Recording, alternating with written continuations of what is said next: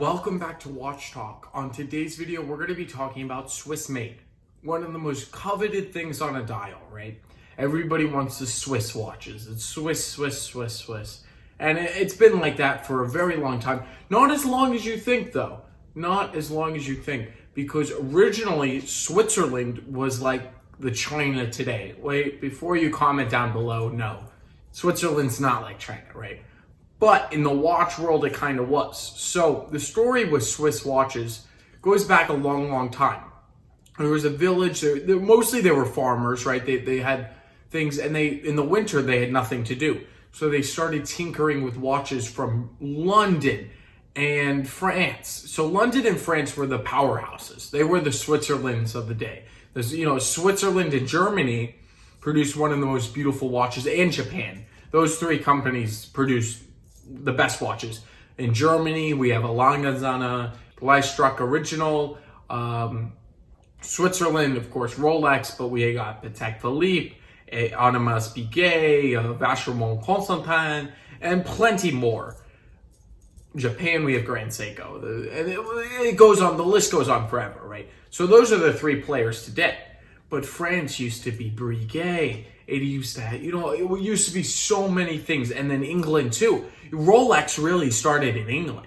Rolex started in 1905 in England. That's where it started. They put their names on the dial in 1908 and they outsourced the movements from Switzerland. But it was an English company. And they used to say cased in England. And that used to be the thing. And if you look on very vintage Rolexes, post-night, I think before 1958, I think those were the ones. So anyone before that, there's a possibility it was cased in England, which is very, very cool. But that shows you what is it. So we covered a little bit about the history. So they started tinkering, and they were the first ones to start making movements, like that. I shouldn't say they were like China, but retracting that statement, they were like. They used to take the designs and put them in their own watches, kind of copy the movements. That's what they did, because they weren't the originators. They weren't, that for a long time. So Switzerland, over the years, everybody moved there. It was the Swiss watchmaking, in the 1900s, a little even before that, everything started moving to Switzerland.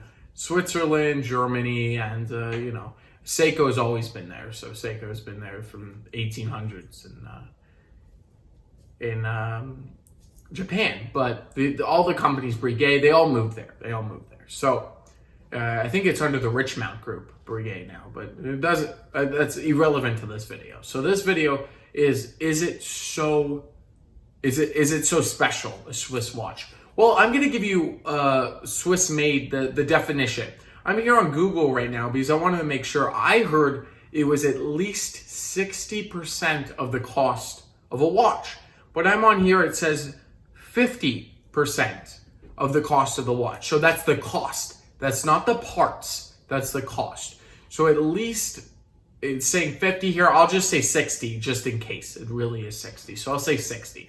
You could buy the more expensive parts of the movement and then buy the rest of it, buy the other half of the money. So it doesn't even have to be half of the parts. So you could buy half of the money from China. You could do that. And it would technically be a Swiss watch. I'm not saying all the companies do that. Of course, Rolex is all Swiss made. It's 100% because it's an in-house. It's that. They're not all of Rolex's parts are actually in-house though. Their hands, for instance, they outsource. I think certain things of Rolex, they actually outsource. I know for the hands for sure. Let's see, the high hitters, Patek is not taking their parts from China. But if, say, a micro brand came along, or, a certain company that's not all in-house and doesn't have their own factories and infrastructure, they could technically get away with buying half their parts from either China, Japan, or wherever they buy it. They could do that. They could get away with that because it's technically legal. So they can buy the whole case and just buy the movement from Switzerland, or the opposite. Or they could say 60% of the cost or 50% or whatever it is in the case. So they buy the movement from China. I'm saying most companies don't do that, but saying that, it's not that special to me anyway. I think my definition of Swiss watch, it has to be 100% Swiss. I wouldn't consider it Swiss, but you can print it on the dial and it would be fine. It would be fine to say Swiss made with 60 or even 50% of the cost of the watch. This has bothered me. I knew about this for a while now, and I had to make a video on it. This might even be a little bit shorter than my average videos, but this bothers me. I think, well, if it's half the parts are from either China, Japan, what am I spending on, right? Half of the price anyway. Why should I buy a watch that maybe is only 25% Swiss parts? That's crazy to me. That's just absurd and crazy. That's crazy. What I'm saying on the other turn, though, if it's 100% Swiss made, Rolex, Omega, these type of companies, you're safe with, right? Because they're not outsourcing everything to China anyway. At least they're staying in the Swiss. They're staying in the Swiss. So what am I gonna say to you? I titled this as Swiss Overrated, Swiss made overrated. I'm gonna say, as long as you know your watch is 100% Swiss made, it's special. If it just says Swiss made, it might be a micro brand. It might be just a company that doesn't, they don't have to disclose everything, right? It depends what they disclose. Who knows? So I'm going to say, if it just says Swiss made and you don't know anything about the movement, if it's in-house or anything, or even if it's like an ETA or something, I'm saying it's overrated. I'm just saying that.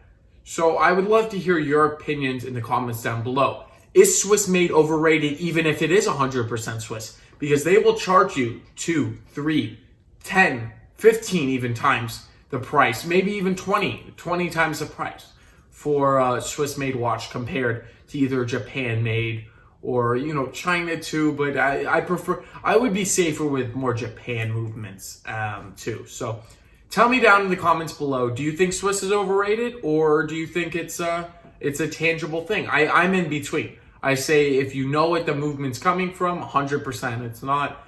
But if you don't, then it could be an issue. I want to thank you all for watching. Please hit the like button, please subscribe, and do comment down below. I would love to hear your opinions. Thanks again, and I'll catch you in the next one.